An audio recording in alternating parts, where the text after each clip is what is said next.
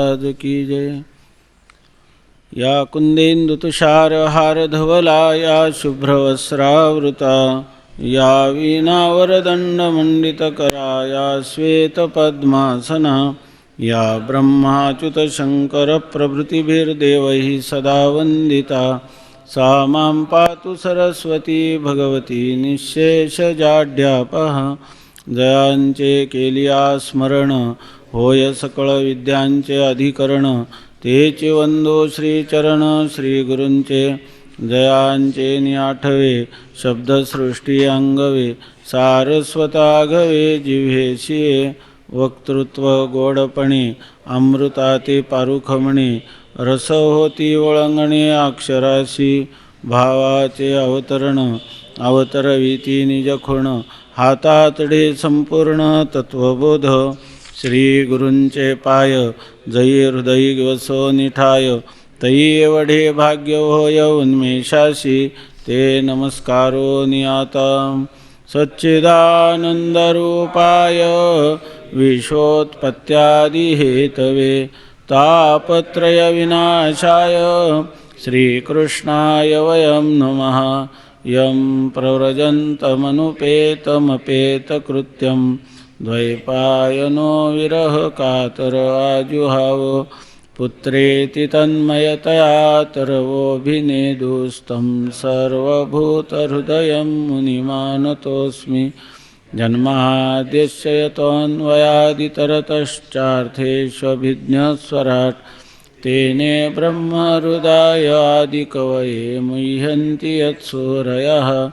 तेजो वारिमृदां यथा विनिमयो यत्र त्रिसर्गो मृषा धाम्ना स्वेन सदा निरस्तकुहकं सत्यं परं धीमहि सत्यं परं धीमहि सत्यं परं धीमहि।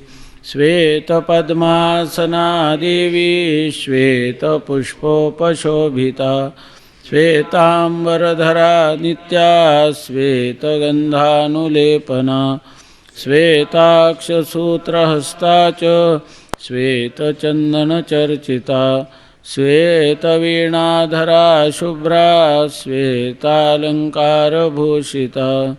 वन्दिता सिद्धगन्धर्वैरर्चिता सुरदानवैः पूजिता मुनिभिः सर्वैः ऋषिभिः स्तूयते सदा। स्तोत्रेणानेन तां देवीं जगद्धात्रीं सरस्वतीं ये स्तुवन्ति त्रिसन्ध्यायां सर्वा विद्या लभन्ति ते। आज विचारसागराचा पाठ होणार नाही। दुसऱ्या वर्षाची मुलं त्यांना काही पाठ आहे शिव। तर रमण महर्षींचं थोडं चिंतन करू। याच्यामध्ये एक आत्मानुसंधान म्हणून त्यांचं एक चिंतन आहे। आत्मानुसंधान अर्थात अभ्यास। आपण साधना करीत असताना आत्म्याचं अनुसंधान किंवा आत्मचिंतन कसं करावं त्याविषयी सांगतात।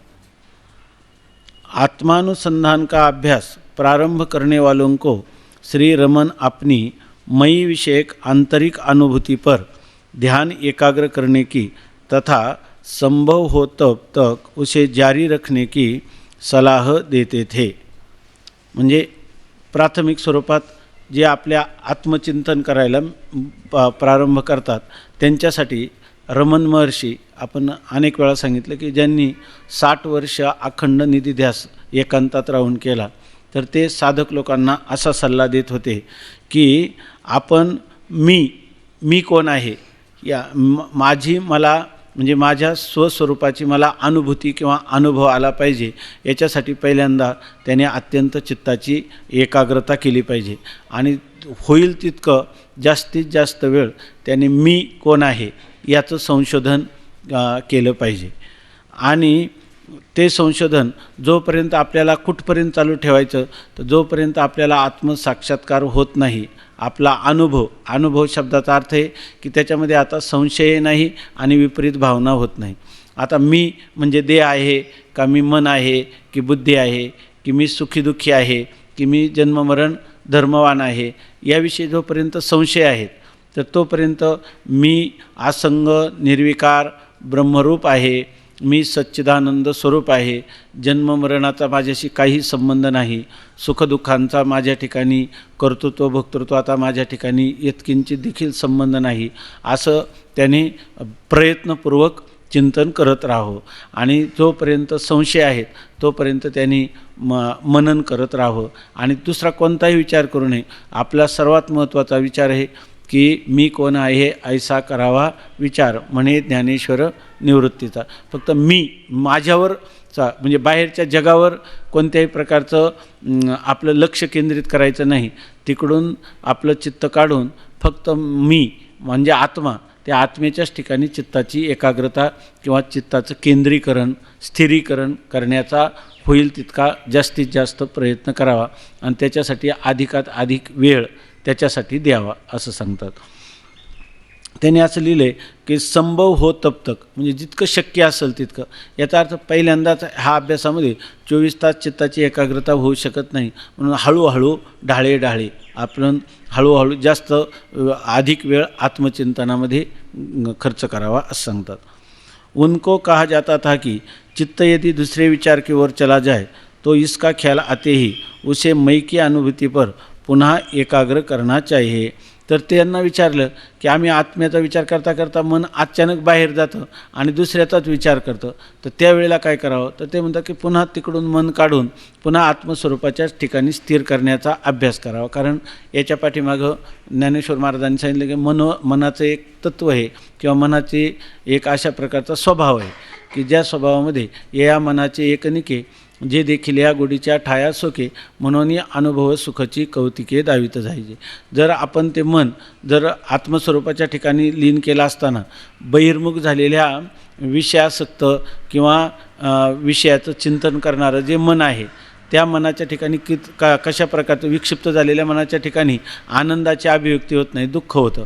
आणि ज्या वेळेला मन विषयापासून काढून आत्मस्वरूपाच्या ठिकाणी ठेवण्याचा अभ्यास केला, त्या दोन्हींची तुलना केली तर त्या कालामध्ये मनाला अधिक आनंदाची अभिव्यक्ती होते. आणि मग आता आनंदाची अभिव्यक्ती झाली की पुन्हा पहिल्यांदा जरी प्रयत्नपूर्वक आपल्याला ते मन आणावं लागलं तरीसुद्धा हळूहळू आपल्याला त्या आनंदाचे अनुभूती येत जाते. आणि त्यामुळे जितका काळ आपण जास्त त्याचे आत्मानुसंधानात राहू किंवा आत्मसुखाचा सुखाने सुखी राहू, कोणताही विषय तरी नाही, आपण झोपलेलो नाही, मूर्छाही नाही, स्वप्नही नाही, जागृती आहे पण जागृतीतल्या बाहेरच्या विषयाचं ज्ञान नाही. अशा वेळेला आपली जी अंतःकरणाची वृत्ती आत्मस्वरूपाच्या अनुसंधानात लीन झाली त्यावेळेला आपल्याला येणारी सुखाची जी अनुभूती, त्यामुळं माऊली सांगतात ह्या मनाला त्याची गोडी लागते. आणि मनाचा स्वभाव असा आहे की एखादी गोडी लागली की ते मन त्या गोडीच्या किंवा त्या सुखाच्या अनुभूतीसाठी लालचावतं किंवा त्या ठिकाणी सोकतं. आपण म्हणतो ना, सोकलं म्हणजे जर एखादी गाई आहे, जर ती गाई एखाद्या पिकामध्ये गेली, आपण जरी तिला बाजूला नेलं तरी ती पुन्हा त्या पिकाजवळ येते, कारण तिला त्याचं आस्वादन तिने केलेलं आहे. तसं मनाचं आहे. किंवा ह्या बाह्य विषयापासून काढताना जरी दुःख होत असेल तरी त्यांनी लिहिलं, मायेपासून पहिल्यांदा मनुष्याला अनंत जन्माच्या संस्कारांनी विषयाचं चिंतन किंवा विषयाची प्राप्ती, विषयापासून सुख अशा प्रकारची सवय लागलेली असते. परंतु ते करताना जर आपण नवीन आत्मस्वरूपाच्या ठिकाणी स्थिर करण्याचा प्रयत्न केला तर नकळत ते परत तिकडं जातं आणि त्या आणताना मनुष्याला क्लेश पण होतात. पण ते क्लेश सहन केले पाहिजे असं माऊली सांगतात. माऊली सांगतात की मायेपासून बाळक काळे नेता एकुलते एक, का जीवी होय उदक तुटता मिना. माशाला पाण्यापासून वेगळं केल्यावर जसा मासा तडफडतो तसं अनंत जन्माने विषयापासून दूर केलेलं मन त्या मनुष्याला प्रलयकाल ओढवल्यासारखं वाटतं. किंवा ना तरी भनंग दवडता भानयावरुणी, काय जे सारसाही विघडता वो हा ओनी वत्स काढिता, ना तरी भनंग दवडिता भानयावरुणी. एखादा 7 दिवसाचा उपवासी मनुष्य जर त्याला जेवण समोर आलं आणि त्याच्यातून जर त्याला बाजूला केलं तर त्याला जसं दुःख होतं, किंवा सारस पक्षाच्या जोडप्याचा विरह झाला असताना, किंवा ओ हा ओनी वत्स काढिता म्हणजे काशेपासून त्या वासराला आईचं दुग्ध प्राशन करत असताना वेगळं केलं तर त्याला दुःख होतं. परंतु परमार्थाचा साधक हा वीररसाने युक्त आहे, म्हणून त्याला सांगतात की तैसे विषयाहुनी तैसे विषयाचे घर, इंद्रिया विषयाचे द्वारका विषयाचे घर, विषयाचे घर आहे, बरोबर. विषयाचे घर इंद्रिय सांडिता थोर, युगांत होयतो वीर विराग साती. विषयाच्या घरापासून इंद्रियांना जेव्हा दूर करतो तेव्हा जणू काही युगांत झाला, प्रलयकाल ओढवला, अशा प्रकारचं त्या साधकाला दुःख होतं. परंतु तो म्हणतात तो साधक आहे म्हणून तो वीर पुरुष आहे. ते वीर विराग साती, ते वीर पुरुष जे आहे तेवढा ते दुःख, ते क्लेश सहन करतात. आणि विराग म्हणजे वैराग्याचा भाग, विगतः राग आहे अस्मात, त्याच्यातून त्या विषयावरचं प्रेम निघून जाईल, अशा प्रकारचं त्या विषयांच्या ठिकाणी दोषदर्शन, त्याच्या ठिकाणचं अनित्यत्व याचा विचार करत करत ते पुन्हा आत्मस्वरूपाच्या ठिकाणी जातात. आणि मग एकदा सवय लागली की माऊली म्हणतात की पुनवे म्हणी जैसे शशीबिंब दिशे दिशे, हरपत नाही अवघे हरपत आवशे नाहीच होय. जसं पौर्णिमेपासून शशीबिंब हळूहळू कमी होतं, चंद्राचं जे काही कला एका एका कलेने चंद्र कमी होत जातो. चतुर्दशीच्या दिवशी एक कला कमी होते, त्रयोदशीच्या दिवशी 2, असं करता करता अमावास्येला नाहीत. तैसे भोगा आतून रिगता, मग भोगा आतून निगता आणि चित्त मज माझी रिगता, हळूहळू पंडूसुद्धा मीच होईल. भोगातून मन काढून परमात्म्याच्या ठिकाणी लावण्याची त्याला सवय झाली की हळूहळू ते चित्त जे आहे ना ते परमात्म्याच्याच ठिकाणी स्थिर होईल. असं नाही म्हणत मीची होईल, ते चित्त वेगळं राहतच नाही, चित्ताला लक्षात पण राहत नाही मी परमात्म्याचं चिंतन करणार आहे. ते चित्तच काय होतं, चिद्रूप परमात्मरूप होऊन जातं. हळूहळू पंडूसुद्धा मीची होईल. आणि त्यावेळेला विषयाचं नावसुद्धा, त्याच्या विषयाचं चिंतनसुद्धा त्यांनी लिहिलं. अशा वेळेला पुढं त्याचा अभ्यास जेव्हा परिपक्व अवस्थेत येईल, अभ्यास दृढ होईल, त्यावेळेला काय विषय पाशी हे आलिया सेनरिगे हे काय म्हणून काय की त्यावेळेला विषय जर होऊन त्याच्याजवळ आले तर हे तरी विषयातही काही आपण पे वाचवणी नाही ऐसा निश्चय, मग विषय कवन काही बाधितील कवना. त्यावेळेला त्याच्यासमोर विषय येतात. अगोदर त्याने अभ्यास केला की हे विषय मला बाधक आहेत म्हणून, पण ज्या वेळेला त्याच्या आत्मस्वरूपाच्या ठिकाणी चित्त स्थिर होईल त्यावेळेला त्यांनी तिकडं पाहिलं पुन्हा विषयाकडं, तर त्याला विषय न दिसता काय दिसतं, विषयोपहित चैतन्य दिसतं.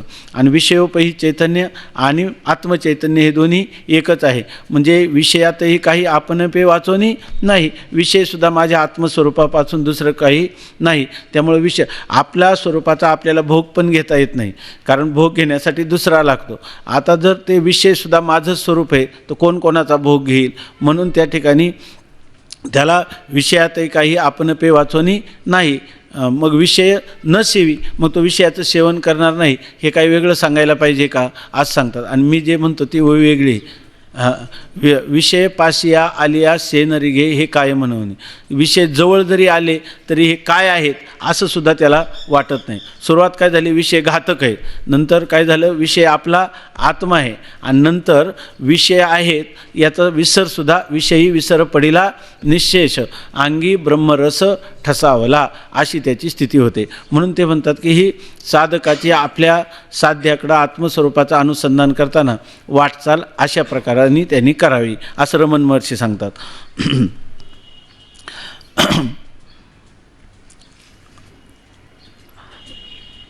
उनको कहा जाता था कि चित्त यदि दूसरे विचार की ओर चला जाए तो इसका ख्याल आते ही उसे मई की अनुभूति पर पुन्हा एकाग्र करना चाहिए. पुन्हा एकाग्र, वारंवार मन गेलं की पुन्हा पुन्हा मन काय करायचं, आत्मस्वरूपाकडे आणायचं. मन विषयाकडे जाईल, पुन्हा विषयाकडून त्याला माऊलींनी 6व्या अध्यायामध्ये कुठं ओवे ये घालोनी प्रत्याहारा हाती ओपी, तैसा विषय जातांचा वारा वाजो निधी इंद्रिय द्वारा ये घालोनी प्रत्याहारा हाती ओपी.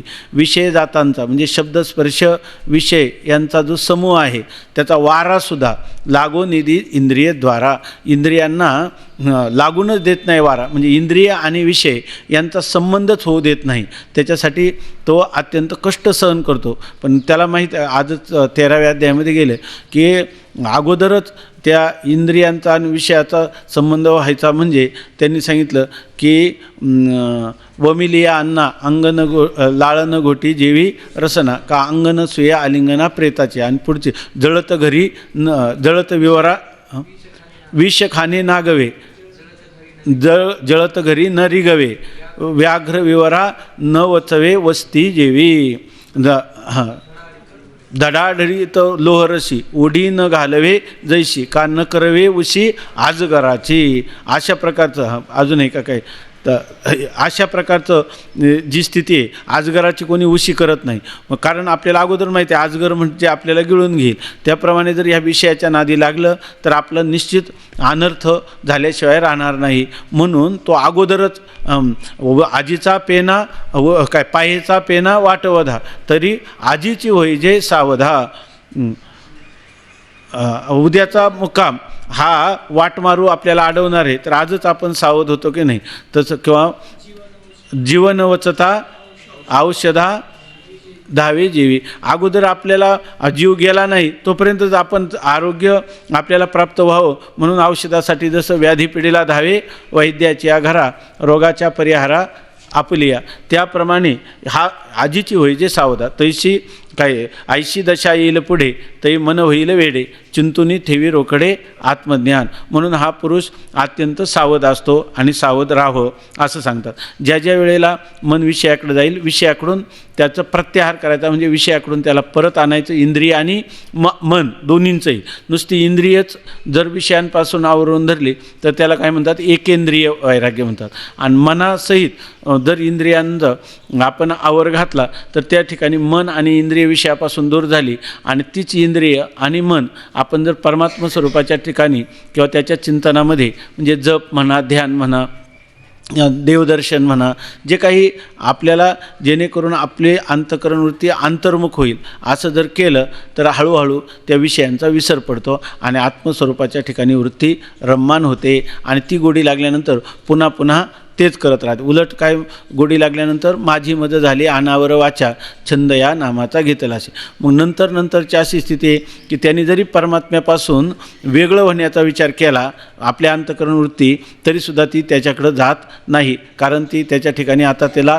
जो काही स्नेह निर्माण झालेला आहे तर त्याच्यामुळं त्याच्याविषयी झालेलं जे परम प्रेम आहे आत्मस्वरूपाविषयी त्याच्यातच ती रंगते, बाहेर जात नाही. म्हणजे या ठिकाणी सांगतात की इस प्रक्रिया में सहायता के लिए विविध उपाय बताते थे. आणि हे आपल्याकडून घडावं या प्रक्रियेसाठी रमण महर्षी अनेक प्रकारचे उपाय सांगत होते. साधक स्वयं को मई कौन हो अथवा ये मई का भाव कहाँ से उत्पन्न होता है ऐसे प्रश्न पूछ सकता है.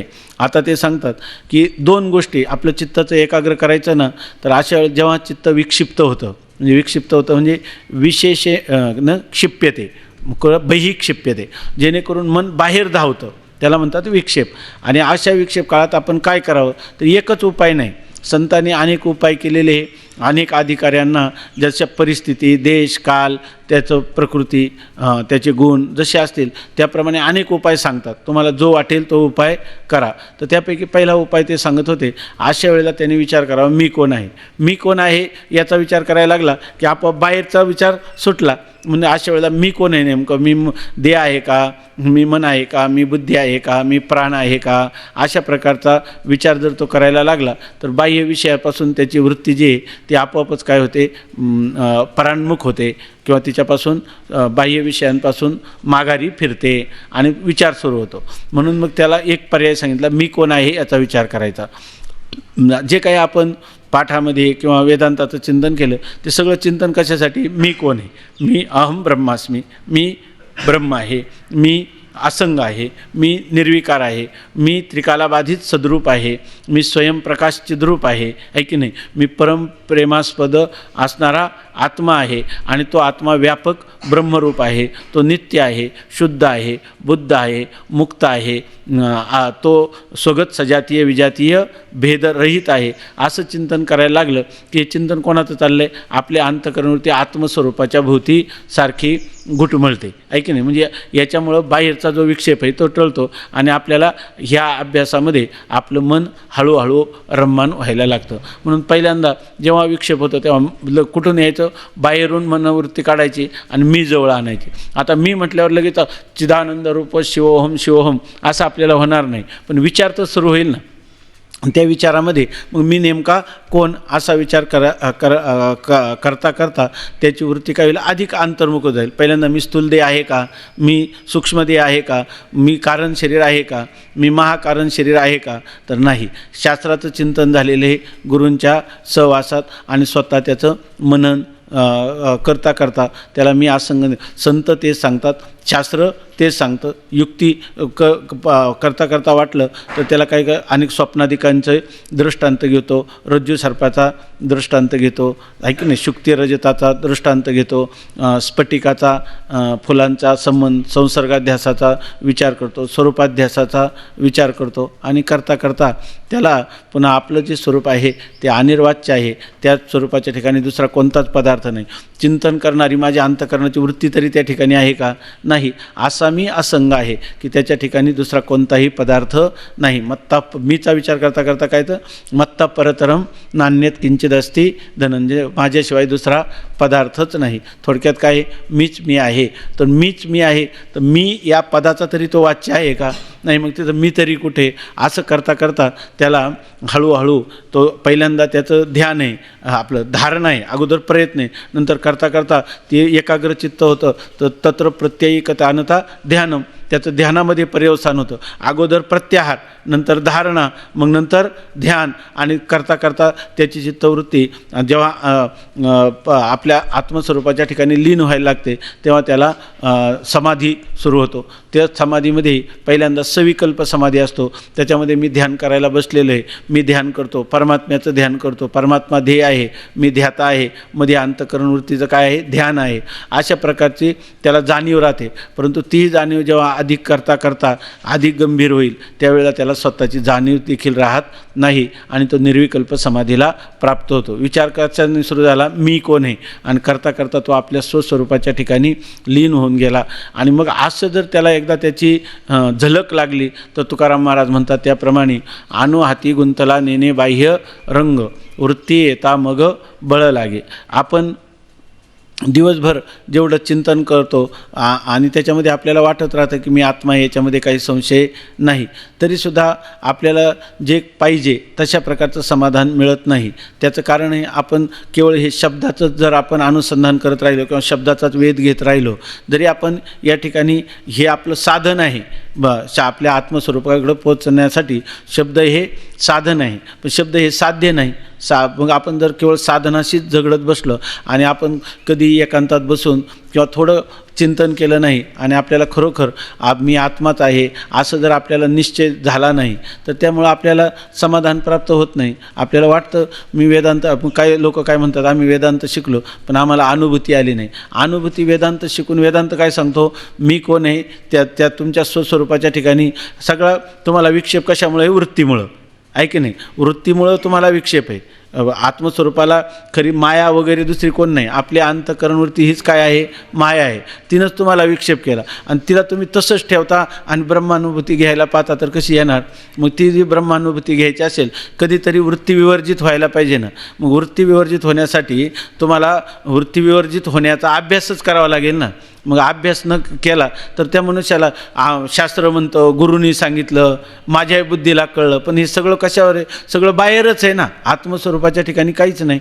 मग त्या आत्मस्वरूपाच्या ठिकाणी राहण्याचा अभ्यासच करावा लागेल. थोडक्यात काय, रमण महर्षींच्या म्हणण्यानुसार की आपल्याला काहीतरी एकांतात एकाग्र होण्याचा अभ्यास जर केला तर अभ्यासाने ही गोष्ट कळेल आणि अभ्यासानेच कळेल. आणि अभ्यासामध्ये थोडे कष्ट असतात, पण अभ्यासाचे निबळे एकागती अंतराळे, व्याघ्र सर्प प्रांजळे केली की. आता मन हे फार मोठं भूत आहे, ही एक प्रकारची विवसी असं त्यांनी म्हटलेलं आहे. परंतु असं जरी असलं तरीसुद्धा अभ्यासाच्या निबळे एकागती अंतराळे. आकाशात जर मनुष्याला उड्डाण करता येतं अभ्यास करता करता, अभ्यासाचे निबळे एकागती व्याघ्र सर्प प्रांजळे केले की. वाघ आणि सर्प हे काय त्या सर्कशीतले प्राणी आहेत का, आहे की नाही. पण सर्कशीत त्यांना केलं की नाही, चाबूक दाखवलं की बस उठ आ कर, आणि त्याच्या मस्तकात आपलं त्याच्या तोंडामध्ये आपलं मस्तक देतो तो सर्कशीवाला, तरी तो काही करत नाही का, अभ्यास करून त्याला तसं शिकवलेलं आहे. दोरे चिरा काय पडिला काचनी, अभ्यासे सेवनी विष पडे. ओले मुळ भेदी खडकाचे अंग, अभ्यासाची सांग कार्यसिद्धी. असाध्य ते साध्य करिता सायास, कारण अभ्यास तुका म्हणे. माऊली तर सांगतात, अभ्यासाची काही सर्वथा दुष्कर नाही, या लागी माझ्या ठाई अभ्यासे मिळ, असं सांगतात. म्हणजे अभ्यास हा महत्त्वाचा आहे. आपल्याला आपल्या जीवनामध्ये ज्या माणसाला दररोज काही ना काही रात्री झोपताना किंवा सकाळी उठल्यावर, आपल्या संस्कृतीत अशी सांगते की सकाळी उठल्याबरोबर कराग्रे वसते लक्ष्मी, करमध्ये सरस्वती, करमुलेच गोविंदा हा प्रभाते करदर्शन.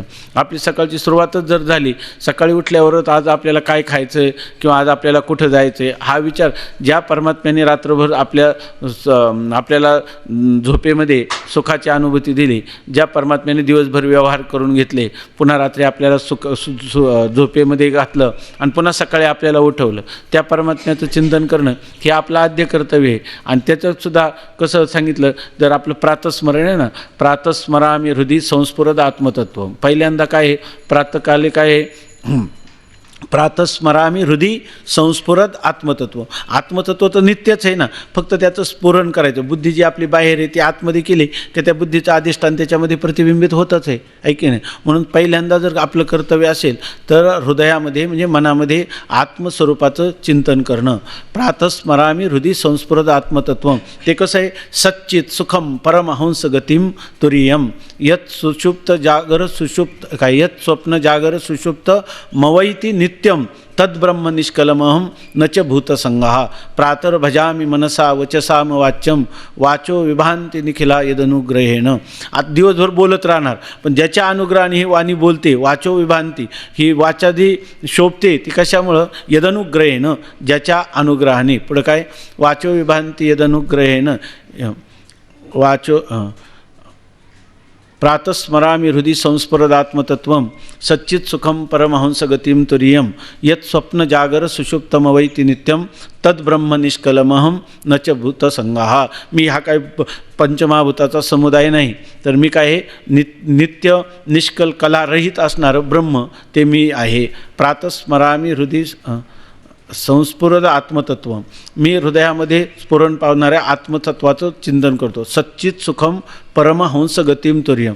परमहंस पुरुष, जे परमहंस म्हणजे हंस म्हणजे अहम सहा म्हणजे तो मी आणि मी तो, असं चिंतन करून त्याच्यामध्ये रम्मान झालेले परमहंस जे आहेत, त्या परमहंसांची गती म्हणजे ते परमहंस ज्या स्थितीला ज्या स्वरूपाला प्राप्त होतात ते परमहंस गतिम तिकने तुरीयम, यत स्वप्न जागर सुषुप्त मवैति नित्यम तद्ब्रह्म निष्कलमहम न च भूतसंगहा.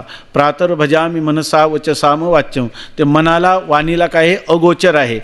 प्रातस्मर काय, मनसा वचसाम वाच्यम, वाचो विभांती निखिला यदनुग्रहेण, यन नेति नेति वचनैर निगमा अवचुः.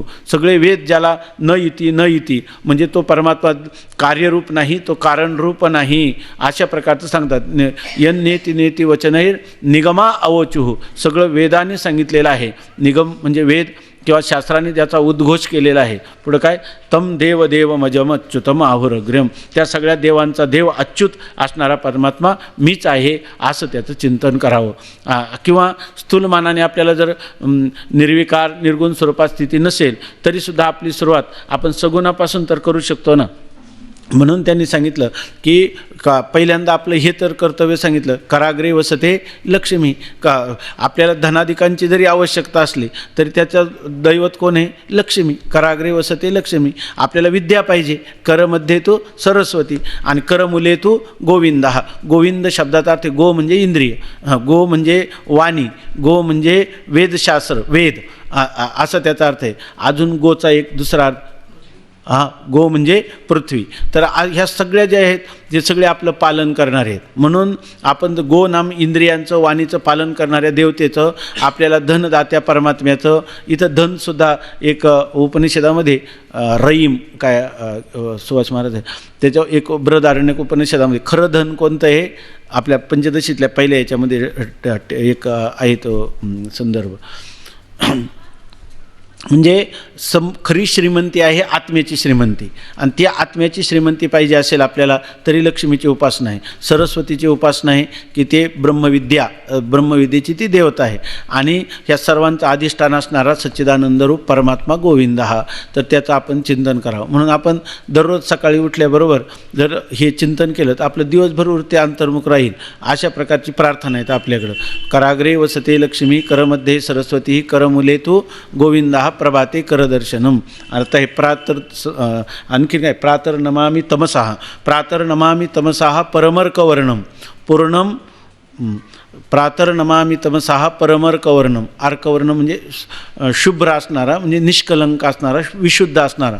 प्रातर नमामि तमसाः परमर्कवर्णम पूर्णम, परमात्मा पूर्ण आहे, सनातन पदम पुरुषोत्तमाख्यम, त्याला पुरुषोत्तम असं गीतेच्या 15व्या अध्यायामध्ये म्हटलेलं आहे. यस्मिन् निदम जगदशेषमशेष मूर्तौ रज्वाम भुजंगम इव प्रतिभासितम वही. त्याच्यामध्ये जसं रज्जूवर सर्प भासतो तसा माझ्या आत्मस्वरूपाच्या ठिकाणी हे सगळं जगत भासमान होणार आहे. अशा प्रार्थना आहेत आपल्याकडं. आणि मग त्या ठिकाणी समुद्रवसने देवी पर्वतस्तनमंडिते विष्णुपत्नीं नमस्तुभ्यं पादस्पर्शम क्षमस्वमी. आपण पहिली प्रार्थना करतो की त्याच्या अगोदरची प्रार्थना आहे शांताकारं भुजगशयनं पद्मनाभं सुरेशं विश्वाधारं गगनसदृशं मेघवर्णं शुभांगं लक्ष्मीकान्तं कमलनयनं योगिभिर्ध्यानगम्यं वंदे विष्णुं भवभयहरं सर्वलोकैकनाथं. आपल्या सगळ्या जर एवढं चिंतन आपण सकाळी केलं तर याच्यामध्ये संपूर्ण जे शास्त्रामध्ये फलं सांगितलेले ती सगळी फलं आणि त्या सगळ्या देवता आपल्याला सहाय्य करतात. ज्या पृथ्वीवर आपण दिवसभर व्यवहार करणार तिची प्रार्थना केली. समुद्र हे काय, तिचं समुद्र वसने देवी पर्वतस्तनमंडले किंवा विष्णुपत्नी, ती परमात्म्याची पत्नी आहे. नमस्तुभ्यम, मी तुला दिवसभर पादाचा स्पर्श करणार तर पादस्पर्शम क्षमस्वमी. गणपतीची प्रार्थना आहे वक्रतुंड महाकाय सूर्यकोटी समप्रभ निर्विघ्नं कुरु मे देव सर्व कार्येषु सर्वदा. नंतर आपल्याला खरं जीवन कशासाठी, ब्रह्मविद्येसाठी. म्हणून ब्रह्मविद्ये जगद्वंदे मंगलानांच मंगले सर्वार्थ साधिके मातर नारायणी नमोस्तुते. गुरूंची प्रार्थना आहे अज्ञानतिमिरांधस्य ज्ञानांजन शलाकया चक्षुरोन्मीलितं येन तस्मै श्री गुरवे नमः. नमः कमलनाभाय नमस्ते जलशायिने नमस्ते केशवानंत वासुदेव नमोस्तुते. वासनात् वासुदेवस्य वासितं भुवनत्रयं सर्वभूतनिवासोऽसि वासुदेव नमोस्तुते. मंगलम भगवान विष्णुर मंगलम गरुडध्वजः मंगलम पुंडरीकाक्षो मंगलायतनो हरिः. नंतर आपला जो मंत्र आहे त्याचं उपनिषदाप्रमाणे गोविंद गोविंद हरे मुरारे गोविंद गोविंद रथांग पाणे गोविंद गोविंद मुकुंद कृष्ण गोविंद गोविंद नमो नमस्ते असे प्रार्थना सांगितलेल्या आहेत. पुढं काय, गोविंद गोविंद नमो नमस्ते.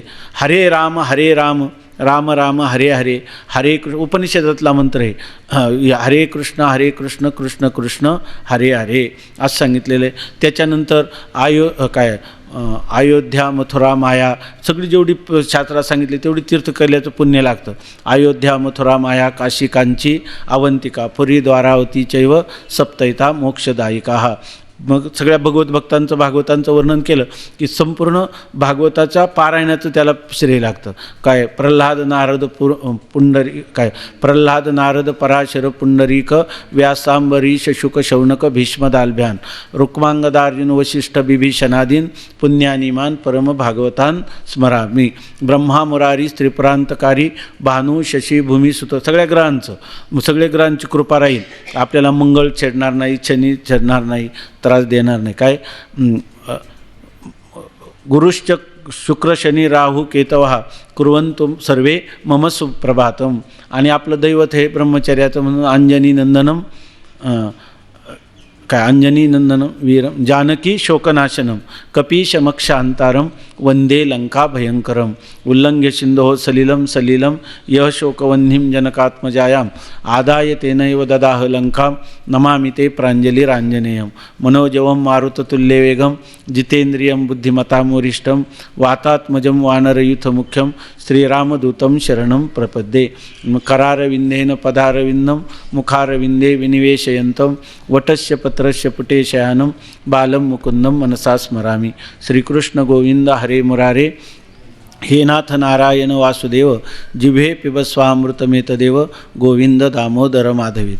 एवढं जर आपण प्रातस्मरण केलं तर आपल्याला सर्व जेवढ्या काही अधिष्ठात्री देवता आहे शरीराच्या सर्वच्या सर्व सहाय्य होतात आणि आपला दिवस जो आहे किती जरी बाहेरून विक्षेप असला तरी आपली अंतःकरणवृत्ती स्थिर राहू शकते. सकाळी काल कधी एक ओवी गेली याच्यामध्ये बाहेरून पाहिलं तर भरपूर हे दिसतं जसा समुद्र आहे बाहेरून मोठमोठ्या लाटा उसळत असतात पण आतमध्ये कसा स्थिरच असतो ना त्याप्रमाणे त्याच्या खरा सगळ्या विक्षेपात दुःख आहे ना त्या विक्षेपाचं निवारण करणाऱ्या ह्या देवता त्याला सहाय्य करत असतात. म्हणून आपल्याकडं प्रातस्मरणाचं महत्त्व आहे.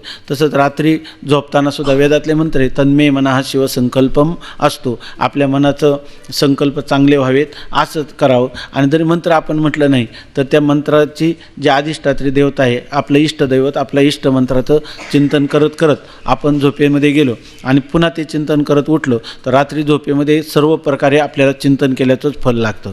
परंतु हे करण्यासाठी आपल्या दिवसभर एक धागा ठेवावा लागतो की नाही तर कोणता धागा ठेवावा लागतो बाहेर गेलेलं मन पुन्हा आतमध्ये आत्मकेंद्रित करणं. म्हणून ते म्हणतात की हा आत्मकेंद्रित मन करण्याचा आपण अधिकात अधिक प्रयत्न करावा असं सांगतात. त्यातला एक उपाय सांगितला कोणता मै कौन हो मी कोण आहे याचा विचार करण्याने सुद्धा मन काय होतं आपोआप अंतर्मुख होतं. दुसरा सांगतात अथवा मै का भाव कहाँ से उत्पन्न होता है. हा एक विचार आहे. हा विचार थोडासा जड जातो परंतु हा विचारसुद्धा मनुष्याला खूप चांगला आहे. हे दोन आपल्या पारंपरिक पद्धतीतसुद्धा हे दोन उपाय सांगितलेले आहे ऋषीमुनींनी सगळ्यांनी की एकांतात बसून काय करतात लोक काय म्हणतात मी कोण आहे याचा विचार केला तर आपोआप बहिर्मुख वृत्ती थांबली किंवा हे काही जमत नाही करता करता फार सारखे जाते मग सगळ्यात आमची वृत्ती बाहेर गेल्याशिवाय राहतच नाही. त्याला एक उपाय केलेला आहे की जेवढ्या तुमच्या अंतःकरणावर वृत्ती उठतात त्यांना पाहत राहायचं. त्यांच्याशी फक्त दुःख कशामुळे होतं त्या वृत्ती झाल्यामुळे होत नाही. आता मी या ठिकाणी बसलो कोणाच्या अंतःकरणाच्या किती वृत्ती आहेत ऐकी नाही त्याचा माझा काही संबंध नाही बरोबर ना. मला काही दुःख देतात का ते नाही फक्त काय मला दिसत पण नाही कारण अंतःकरणाला खिडकी नाही दिसत पण नाही आणि त्याच्याशी माझा संबंध पण जुळत नाही. पण इथं काय आहे त्या वृत्ती मला दिसतात पण दिसतात म्हणून दुःख होत नाही. दुःख कशाने होतं त्यांच्याशी मी तादात्म्य करतो त्या माझ्या आहेत असं म्हणतो म्हणून ऐकी नाही. सुखाकार वृत्ती झाली ती कोणाची आहे माझ्याशी संबंधित आहे. दुःखाकार कोणाची आहे माझ्याशी संबंधित आहे. तर असा एक अभ्यास करायचा. विचार येतात ना पाहत राहायचं कोणताही विचार येऊ द्या चांगला येऊ वाईट येऊ कोणता जो येईल तो पूर्वसंस्कारवशाने त्या चांगल्याची तिला असं सांगता येत नाही. पण सगळ्या विचारांचं मी जर दृष्टत्व केलं तर सगळ्यांची गंमत पाहत राहायची. म्हणजे आपल्याला दोन प्रकारची एक प्रकारची करमणूक होते.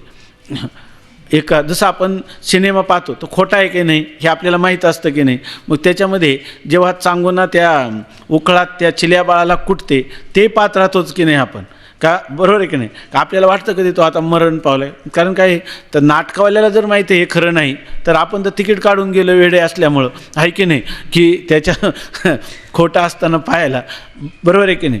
त्यामुळं आपल्याला काहीच त्याचं वाटत नाही. त्याप्रमाणे ह्या अंतःकरणाच्या वृत्तीचं त्यांनी दुसरा उपाय सांगितला मै का भाव कहाँ से उत्पन्न होता है. मीचा कुठून उत्पन्न होतं मी पहिली स्फुरण होतं कुठून म्हणून माऊलीने दिली ना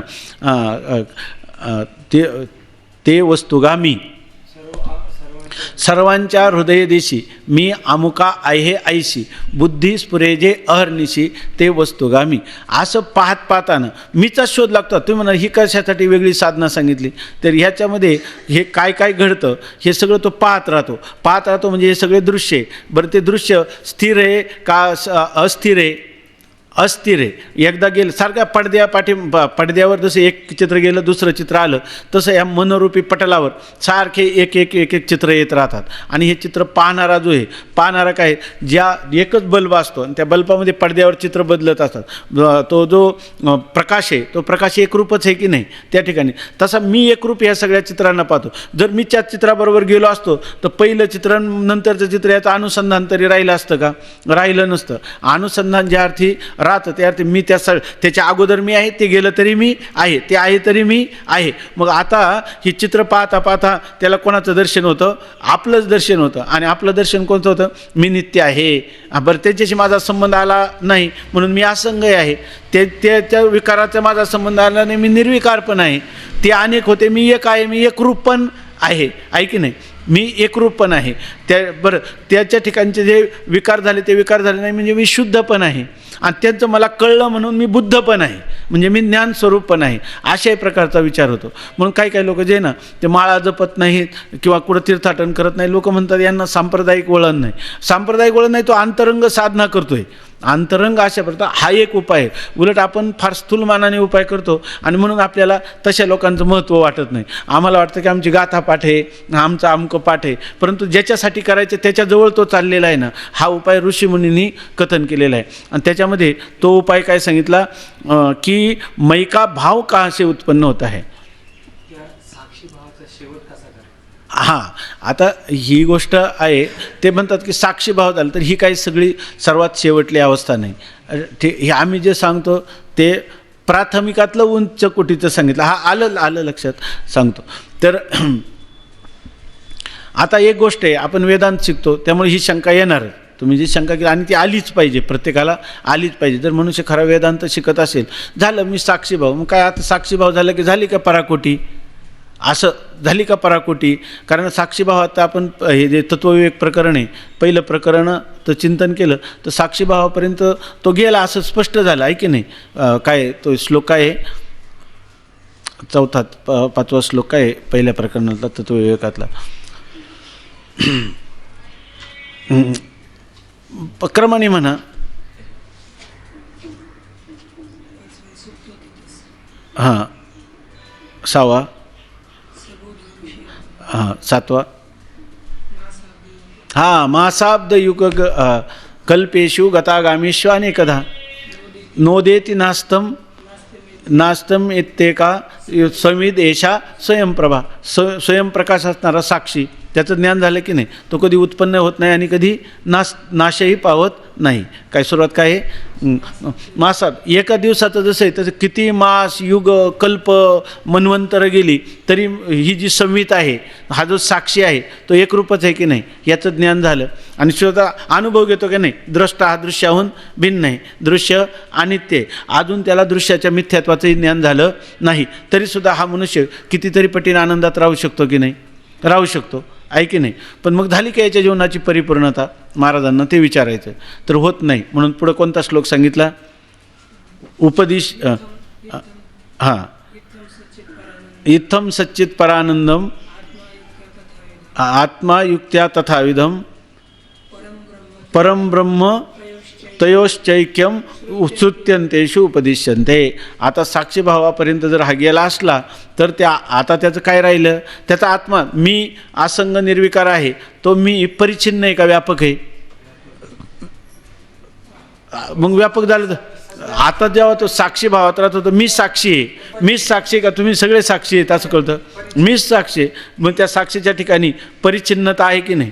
आणि जोपर्यंत परिच्छिन्नता आहे तोपर्यंत त्याला परिपूर्णता आहे का परिपूर्णतेच्या विरुद्ध शब्द परिच्छिन्नता आहे, विरुद्ध शब्द आहे. आता त्याला परिपूर्ण केला पाहिजे. आता परिपूर्ण करायचा झाला, वास्तविक परिपूर्ण जर करायचा झाला तर वास्तविक आता त्याला काय उपाय आहे, त्याच्या स्वतःच्या बुद्धीनं इथपर्यंत गेला अभ्यासाने. आता ह्या अभ्यासाने तो आणखीन पुढं व्यापक समजू शकतो का, नाही समजू शकत. त्याला काय करावं लागेल, जे उपनिषदातलं महावाक्य तत्वमसी ते श्रीगुरूंनी जर उच्चारलं आणि त्याच्या श्रोत्याच्या स्तोत्राशी संबंध झाला आणि जर तो मी ब्रह्म आहे असं त्याचा निश्चय झाला तरच त्या ठिकाणी त्याला काय होईल, आता हा साक्षी ब्रह्मरूप कळेल, म्हणजे साक्षीचं व्यापकत्व कळेल. आणि जो साक्षीचं व्यापकत्व कळेल, व्यापक कोण आहे, ब्रह्म, आणि ते ब्रह्मच कोण आहे, साक्षी, आणि साक्षीच कोण आहे, ब्रह्म. असा त्याच्या बुद्धीचा निश्चय होण्यासाठी आता त्याला पुढं कोणाच्या तरी शरण जावं लागेल का स्वबुद्धीनं जाऊ शकेल. स्वबुद्धीनं जायला मार्ग नाही. स्वबुद्धीला सर्वात प्रबल प्रमाण जे शब्द आहे ते जर गुरूंनी उच्चारलं तत्वमसी महावाक्य, तरच त्याचं तत्वमसी आईशी वाणी आणि एक वेळा पडता कानी. पण असे एकदा कानावर पडल्यावर आतापर्यंत त्याला असं वाटतं जोपर्यंत मी साक्षी, जोपर्यंत त्याची सत्यत्व बुद्धी होती, जोपर्यंत साक्षी ब्रह्मरूप कळला नाही तोपर्यंत त्याचं कसं होतं, जोपर्यंत तो साक्षीभावात आहे तोपर्यंत त्याला आनंद आहे. साक्षीभाव गेला की परत काय त्याचं दुःख आहे की नाही. शेवाळ जोपर्यंत पाणी येऊन बाजूला केलं ऐक नाही तोपर्यंत पाणी आणि पुन्हा थांबलं का शेवाळ जमलं अशा प्रकारचं ऐक नाही पुन्हा एकत्र झालं असं त्याला व्हायचं. आणि मग त्याला वाटलं मी तर निघालो कोणत्या शाश्वत आनंदाच्या शाश्वत सुखाच्या प्राप्तीसाठी परिपूर्ण अविनाशी सुख आणि ते तर मला काही मिळालं नाही. आता त्याला उपाय काय आहे? त्याला उपाय आता गुरूंची शरणागती. आणि गुरूंची शरणागती गेल्यानंतर गुरु त्याला वेदांते काय श्रुत्यंतेषु उपदिश्यते. श्रुत्यंत म्हणजे श्रुतीचा अंत म्हणजे वेदाचा अंतिम भाग जो उपनिषद त्या उपनिषदामध्ये आलेली जी तत्वमसी अहम ब्रह्मास्मी प्रज्ञानम ब्रह्म किंवा अयम आत्मा ब्रह्म या महावाक्याचा उपदेश करणार आणि त्याला तो मी ब्रह्म आहे असं वाटणार. आणि मग आतापर्यंत तो काय होता? साक्षी म्हणत होता. आता काय म्हणेल तो? आता साक्षी जोपर्यंत म्हणत होता तोपर्यंत सुखदुःख त्याला होत होती ऐके नाही. आणि आता जो तो लक्षात आलं ना दत्ता महाराज सगळ्यात शेवटचं लक्षात आलं आता हे जेव्हा त्याचं होईल तेव्हा तो काय म्हणेल माहिती आहे का? पाप पुण्य आशेखे आणि जवळी आस्ताची न देखे अरे साक्षी हो न ठके एरी गोठी कायशी. आता मी साक्षी तर नाही तर त्या ठिकाणी इतर मी साक्षी नाही तर मी ज्ञाता आहे का? मी ज्ञाता नाही तर मी भोगता आहे का? मी भोगता नाही तर मी करता आहे का? काहीच नाही. मग काय आहे मी? चिदानंद रूप शिवोहम शिवोहम असा बोध त्याला प्राप्त होईल. पुंडलिक वरदा हरी विठ्ठल. हां बोला काय बोला.